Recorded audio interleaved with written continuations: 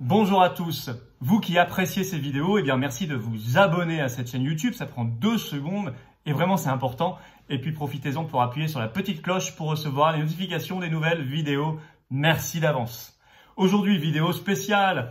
J'ai envie de vous faire un peu rêver sur la France. C'est vrai qu'on est la veille de la fête nationale du 14 juillet. Je vais vous parler de 5 atouts incroyables de notre pays. Il y en a plein d'autres, mais j'en ai choisi 5. Si l'exercice vous plaît, on fera d'autres vidéos à d'autres moments avec d'autres atouts, d'autres forces, d'autres avantages extraordinaires de la France. Il faut aimer la France, il faut donc la connaître et la connaître dans ses atouts également. Petit avertissement évidemment, ces atouts, on en fera quelque chose à condition qu'on soit un pays libre, un pays libre, indépendant et souverain. Donc le Frexit, donc la sortie de l'OTAN, de la CEDH, de Schengen, etc. Vous l'avez compris.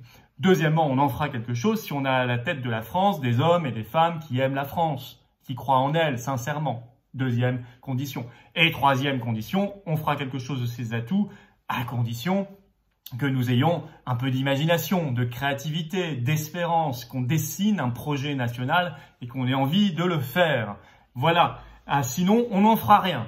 C'est ce qui est malheureusement le cas aujourd'hui. Mais bon, connaissons ces atouts, connaissons-les bien et vous verrez que ça donnera envie encore plus de se battre pour notre pays. Premier atout incroyable, l'espace maritime, la mer et les océans. Et oui, vous ne le savez pas, mais la France aujourd'hui est le 2e pays le plus grand du monde en superficie. Et oui, parce qu'un pays, ça n'est pas que la superficie terrestre, c'est aussi la superficie maritime. Il faut savoir que la zone économique exclusive, la ZEE, correspond depuis une convention des Nations Unies sur le droit de la mer de 1982 au domaine maritime sur lequel un État est souverain pour l'exploration et l'exploitation des ressources. Et ça va jusqu'à 200 000 marins des côtes, c'est-à-dire 370,4 km. Il se trouve que ça permet l'exploitation des fonds marins, ce qui a un avantage économique, énergétique, un avantage environnemental, un avantage scientifique, un avantage diplomatique, un avantage en termes de puissance extraordinaire. Sachez qu'aujourd'hui, la France est là le 2e, voire 1er espace maritime du monde. Plus de 11 millions de kilomètres carrés, c'est 20 fois la taille de la France métropolitaine.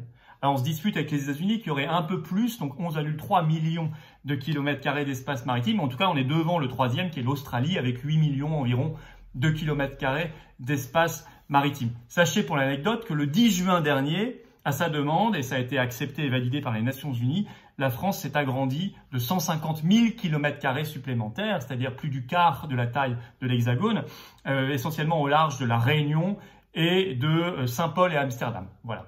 Et ça, c'est quand même intéressant de le savoir, on n'en parle pas beaucoup. Là, je cite Charles de Gaulle, parce que c'est une politique d'avenir. Vous allez voir, il a été visionnaire sur ce sujet-là aussi. Charles de Gaulle, en 1969, déclarait « L'activité des hommes se tournera de plus en plus vers l'exploitation des mers que les ambitions des États chercheront à dominer afin d'en contrôler les ressources. » Et pour contrôler, il faut une marine nationale, évidemment, pour sillonner ces 11 millions de kilomètres carrés, ce qui suppose un effort très supérieur et supplémentaire à ce qu'on fait aujourd'hui, parce que aujourd'hui, sachez que tous les 4 ans, la Chine met à l'eau l'équivalent de l'intégralité de notre marine nationale. Donc on voit bien qu'on a du retard, ça fait partie de cette politique d'ambition nationale. Évidemment, il faut que cette politique se fasse dans un cadre parfaitement environnemental, mais je pense que c'est lié, parce qu'au contraire, ça nous permet l'exploration et ça nous permet d'avoir un coup d'avance sur un des grands enjeux qui sera l'enjeu environnemental, de la dépollution des mers et des océans, également de la désalinisation de certaines eaux pour abreuver des populations, pour leur donner de l'eau potable. Et c'est vrai que là, la France, avec cet espace maritime, a un avantage. Il ne s'agit pas de saccager le fond des océans, certainement pas. Et au contraire, il s'agit de préserver les ressources vivantes dans la limite du possible. Et évidemment, premier avantage de notre espace maritime. Deuxième, et c'est lié, l'outre-mer. Et j'en profite pour saluer tous nos compatriotes ultramarins qui nous regardent. Ils sont nombreux, je le sais. Ils sont également nombreux aux Patriotes. Vous savez, si vous voulez la petite carte orange, il faut adhérer aux Patriotes. Le lien pour nous rejoindre, il se trouve en description sous cette vidéo également, en commentaire épinglé. Je vous attends, que vous soyez français d'outre-mer ou français de métropole. Vous êtes les bienvenus et je vous attends aux Patriotes pour développer justement ces 5 grands atouts de la France. Je ferme la parenthèse. L'outre-mer aujourd'hui français, c'est 12 territoires. Essentiellement. Donc Guadeloupe, Martinique, Guyane, La Réunion, Mayotte, Saint-Pierre-et-Miquelon, la Nouvelle-Calédonie, la Polynésie française, Saint-Barthélemy, Saint-Martin, les terres australes et antarctiques françaises, TAAF, et puis les îles de Wallis et Futuna. Au total, c'est en terrestre 120 000 km², ça représente 2,6 millions d'habitants. Il faut savoir que la France est le seul pays au monde à être présent sur tous les océans. Ça, c'est quand même une force politique, diplomatique, géostratégique absolument incroyable dont on n'a pas conscience. Évidemment, ces territoires ultramarins, avec leurs habitants, avec leurs Français, c'est une porte d'entrée sur cette politique de la mer et du grand large dont je vous ai parlé avant. Évidemment, c'est une porte d'entrée. Ce sont vraiment des navires amiraux de la France sur tous les océans et toutes les mers. Par ailleurs, du fait que la France est présente partout dans le monde, eh bien, elle est notamment sur des points idéaux sur le globe pour l'exploration et la conquête spatiale.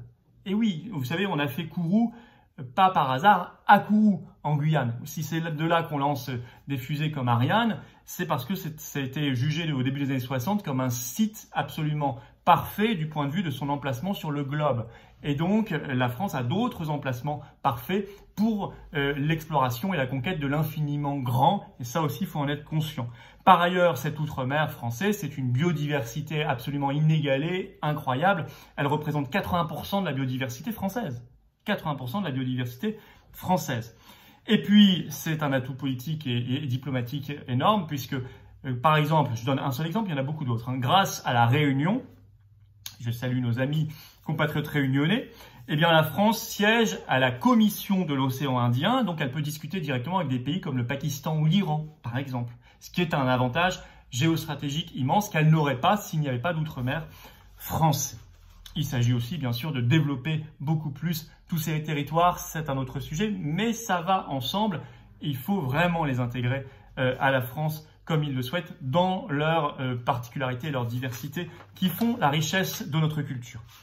Troisième avantage extraordinaire de la France, notre langue, notre belle langue française et la francophonie. Sachez qu'aujourd'hui, le français est la 5e langue la plus parlée au monde, derrière le mandarin, l'anglais, l'espagnol, l'arabe et l'hindi. Bon. Mais dans 30 ans, il y aura 3 fois plus de locuteurs qui parleront français dans le monde et on sera la 2e ou 3e langue la plus parlée dans le monde.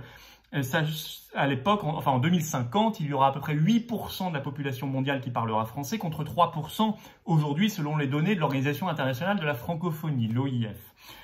C'est aujourd'hui déjà la 2e langue la plus apprise dans le monde, après évidemment l'anglais. Mais par exemple, même aux États-Unis, c'est la 2e langue la plus apprise du pays, derrière l'espagnol. Voilà. Soyez-en conscients. Et c'est la seule langue au monde, avec l'anglais, à être présente sur tout et être parlée sur tous les continents.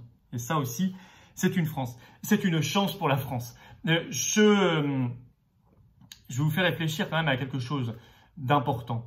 Une langue, ça n'est pas que des mots et des phrases.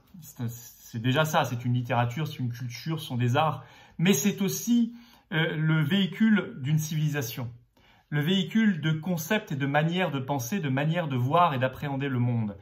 Et si la France libérée, la France souveraine, la France grande, eh bien, défendait une autre voie dans le monde, une voie VOIE, un autre chemin, mais également une autre voie VOX, une autre parole dans le monde, elle aurait à sa disposition un support linguistique, culturel et civilisationnel incroyable pour le faire, la langue française. Alors que l'anglo-américain est déjà le support aujourd'hui de la vision mondialiste des choses. Donc si la France arrive à s'extraire de la vision mondialiste et à proposer une autre voie avec d'autres pays, évidemment, alors elle aura un support magnifique en termes de civilisation et de manière de concevoir les choses, qui est le français, la langue française. 4e atout incroyable de notre pays, nous avons aujourd'hui le 3e réseau diplomatique du monde. Et ça, c'est un atout incroyable parce que ça nous permet d'être présents partout. C'est le nombre d'ambassades notamment et de consulats. Aujourd'hui, nous avons 162 ambassades bilatérales et 16 représentations permanentes dans le monde. On est juste derrière les États-Unis, 168 ambassades, et la Chine, 164. Devant le Royaume-Uni, 148, et l'Allemagne, 145.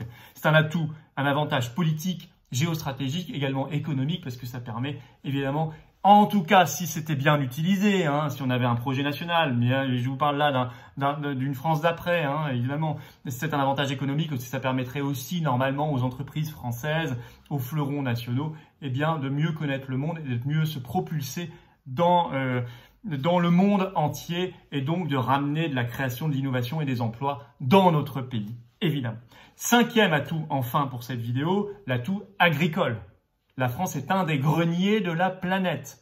Alors évidemment, aujourd'hui, les surfaces agricoles, ça représente encore près de 50% du territoire national, avec des savoir-faire ancestraux dans notre pays. Nous avons encore et de loin la première production agricole européenne, qui a représenté en 2017 73 milliards d'euros à peu près, un peu moins, contre 53 milliards d'euros pour l'Allemagne, qui était deuxième. Alors certes, il y a des crises, vous le savez, on pense à nos paysans, 2 se suicident en moyenne chaque semaine, c'est terrible, des revenus agricoles beaucoup trop bas. Nous avons fortement augmenté nos importations agricoles en 20 ans, x2 depuis l'an 2000, ce qui est une honte pour un pays comme la France qui produit de tout.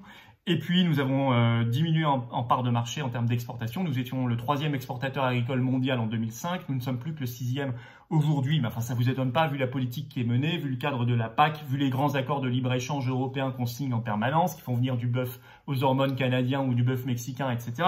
Évidemment, ça vous surprend pas. Donc, il faut stopper ces accords de libre-échange, il faut retrouver sa souveraineté commerciale, donc faire le Frexit pour retrouver simplement sa souveraineté nationale. Mais c'est vrai que la France a quand même cette chance d'avoir une densité de population assez faible. Elle a des grandes terres agricoles très fertiles, avec des savoir-faire, et donc, elle pourrait nourrir une partie de la planète, parce qu'on sait que la population est de plus en plus nombreuse, il va falloir la nourrir. Et par ailleurs, au-delà de l'argument quantitatif, il y a un argument qualitatif. Il y a une recherche de proximité, de circuits courts, de bio véritable, hein, de sortir de l'agriculture intensive, de l'agriculture, de la chimie de synthèse, etc.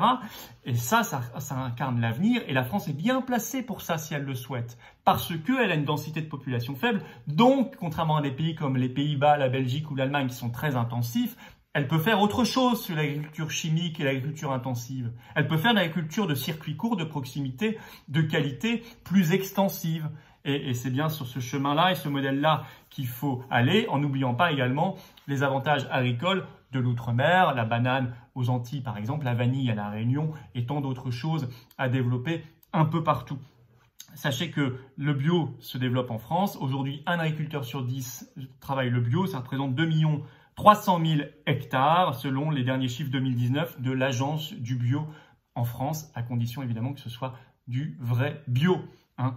Voilà quelques atouts, 5 atouts incroyables de la France. Si la France était libre, gouvernée par son peuple et par des chefs qui l'aiment et qui ont de l'imagination et qui veulent bâtir un projet national. Alors, plus que jamais, si vous êtes d'accord avec tout ce que je viens de dire et toute la perspective que je donne pour la France, eh bien vous aussi prenez la carte orange, adhérez aux Patriotes, le lien pour nous rejoindre est en description sous cette vidéo. On est vraiment parti pour être avec vous, pour faire des choses grandes et belles pour notre pays. Je vous attends aux Patriotes.